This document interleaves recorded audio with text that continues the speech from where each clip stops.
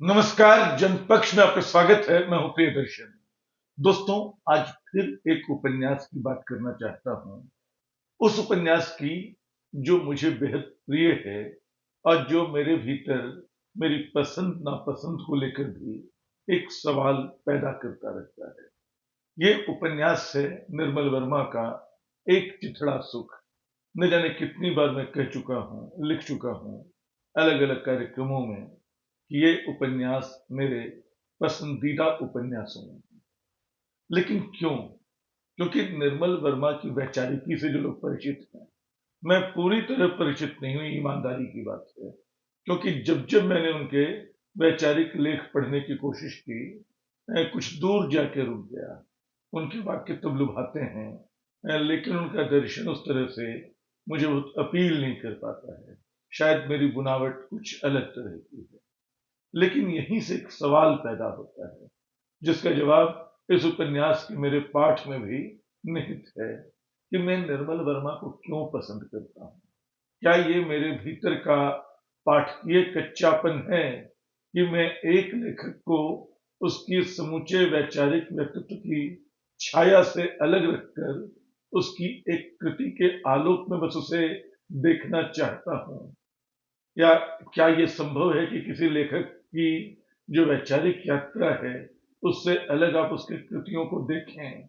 या कृतियां क्या उस वैचारिक यात्रा का ठीक ठाक उस तरह आईना होती हैं जिस तरह हम उसको पढ़ना चाहते हैं? ये सारे सवाल हैं।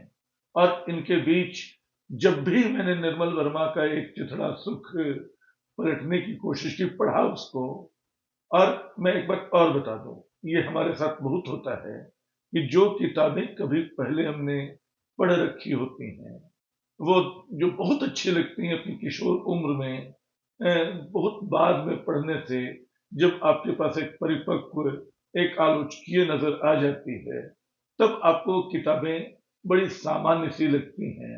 आपको अपनी पसंद पे थोड़ी हैरानी होती है कि किस तरह आप इन किताबों पे कभी बिल्कुल फिदा हुआ करते थे। निर्मल वर्मा के उपन्यास एक चिथड़ा सुख के साथ मैं उनकी कहानियों पे फिर कभी बात करूंगा, मैं उनके संस्मरणों पर भी कभी बात करूंगा। लेकिन आज एक चिथड़ा सुख का दिन है। इसको मैंने जितनी बार पढ़ा, उतनी बार पाया कि वाकई ये मेरे पसंदीदा उपन्यासों की सूची से निकल नहीं सकता है। आखिर ऐसा क्या है इस उपन्यास में? एक किरदार है बिट्टी, जो इलाहाबाद से दिल्ली आई है, रंगमंच करती है। बिट्टी के साथ उसका एक भतीजा रहता है, जो किशोर उम्र का मुन्नू, जो देखता रहता है सारी चीजों को। वो देखता है कि कैसे वो रिहर्सल में जाती है, कुछ दोस्त लोग हैं उसके, इरा भाई हैं, नित्ती भाई हैं, इरा है, नित्ती भाई के साथ वो उसका प्रेम भी है, डैरी हैं जो डायरेक्टर हैं, और भी लोग हैं। इन सबके बीच बहुत सारी स्मृतियां छूटे हुए इलाहाबाद की, और उम्मीदें इस नए बनते दिल्ली की, नई बनते ठिकाने की। इन सब के बीच वो उपन्यास जब मैं पढ़ता हूं, तो मेरे भीतर जो पहला ख्याल आता है, मैं उन किरदारों से जुड़ जाता हूं। क्यों जुड़ जाता हूं? बरसों बाद मैंने पाया कि असल में उस उपन्यास को वैचारिकता के बंधे हुए खानों में पढ़ना संभव नहीं है। आप उस उपन्यास को वाम और दक्षिण के वैचारिक कटघरों में रखकर देखने की कोशिश नहीं कर सकते। वहां आपके औजार पुराने पड़ जाएंगे, बेमानी हो जाएंगे। उस उपन्यास को पढ़ना हो तो उसके साथ एक सभ्यतागत संकट को पढ़ना पड़ेगा। आधुनिकता का जो अकेलापन है, जो विस्थापन का बोध है, वो उस उपन्यास की मूल कथा भूमि है। यानी आप देखिए कि अब तो सारी दुनिया विस्थापित है। हम तमाम लोग अपनी जड़ों से कटे हुए लोग हैं। हम कहाँ पैदा हुए, किन स्कूलों में पढ़े, वो सब बस हमारे लिए मेमोरी का हिस्सा है, स्मृति का हिस्सा है। हम नए बनते शहरों में नए ठिकानों में, नए मुल्कों में रहने को अभिशप्त हैं, या अभिशप्त शब्द हटा लें क्योंकि वहां तो हम अपनी मर्जी से गए हैं, वो जगह हमने चुनी है। लेकिन उसके साथ का जो अकेलापन है, जो एकांत है, एकांत तो बहुत अच्छा शब्द है, अकेलेपन में जो घुटन का बोध है, जो छटपटाहट है, वो भी हमारा पीछा करती रहती है। और अंततः हम अपनी जड़ों से कटे पता नहीं अपने आप को कहाँ खोजते रहते हैं। उपन्यास के जो डायरी हैं, डायरेक्टर, वो किसी बहुत बड़े बाप के बेटे हैं, बहुत अमीर आदमी के, लेकिन अपना घर बार छोड़कर थिएटर में स्प्रिंगबर्ग और चेखव के नाटकों की तैयारी करा रहे हैं। नित्ती भाई लंदन से लौटे हैं। क्यों डायरी ही लंदन से लौटे हैं? क्यों लौटे हैं? वो एक सवाल का जवाब पूछती है, ये नायिका जो है बिट्टी, कि तुम क्यों आए? वो चुप हो जाता है। वो लगता है कि खुद को खोजने आया, थिएटर के लिए आया, दिल्ली के लिए आया, घर के लिए आया। ये जवाब उनके पास नहीं है। वो बिट्टी और ये जो जाते हैं, एक याद करता है मुन्नू, एक सर्कस गए थे ये दोनों, और वहां एक बुढ़िया का मतलब वो तब सर्कस में घूम रहे थे।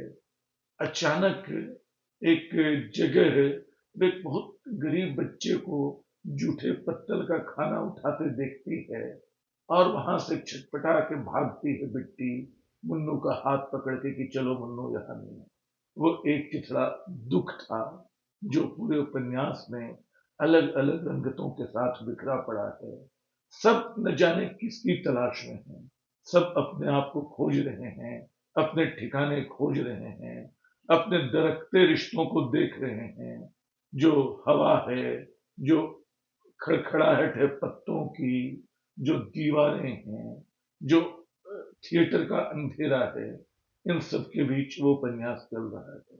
बहुत मार्मिक, अंततः आधुनिकता का जो सांस्कृतिक आख्यान हम आज देख रहे हैं, बल्कि आप उसको उत्तर आधुनिकता से भी जोड़ सकते थे। निर्मल ने पता नहीं कितने बरस पहले हमारे लिए उसको रच दिया था। एक और बात, मतलब मैं जब दिल्ली आया था पहली बार, तो दिल्ली मेरे लिए मीर और गालिब का शहर नहीं थी। दिल्ली मेरे लिए निर्मल वर्मा का शहर थी। क्यों? क्योंकि एक चिथड़ा सुख जब आप पढ़ते हैं तो दिल्ली के पथ चौराहे आपको याद होते चलते हैं। यानी प्लाजा से निकली बिट्टी फिरोज शाह रोड पे किसी पेड़ को पकड़ के रो रही है। दिल्ली विश्वविद्यालय के कॉफी हाउस में वो मित्ती भाई और इरा कॉफी पी रहे हैं। कोई लौट जाना चाहता है, कोई फिर से खोज रहा है, नाटक होना है।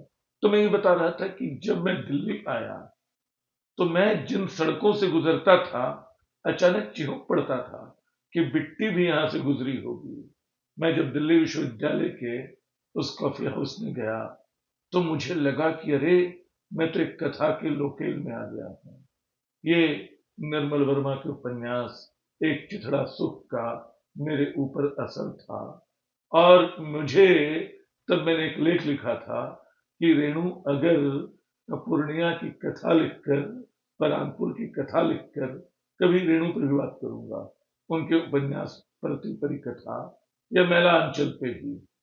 तो रेणु जो है वो अगर आंचलिक कथाकार हैं, तो निर्मल वर्मा दिल्ली नाम के उस अंचल के कथाकार क्यों नहीं कहलाते हैं, जो असल में एक बहुत बड़ा देहाती है।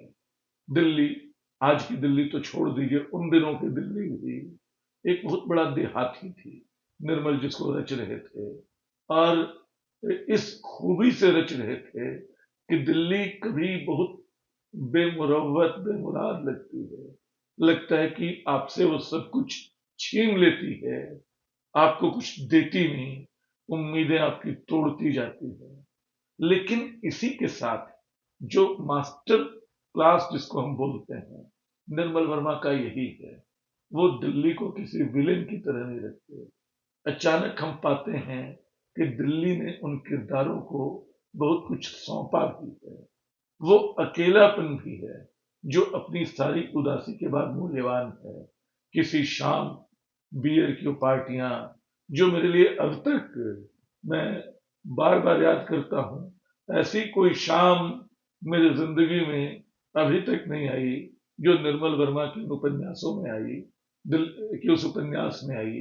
दिल्ली में भटकता रहा, जगह जगह खोजता रहा कि काश वो दिन, वो समय, वो समा मुझे भी मिले।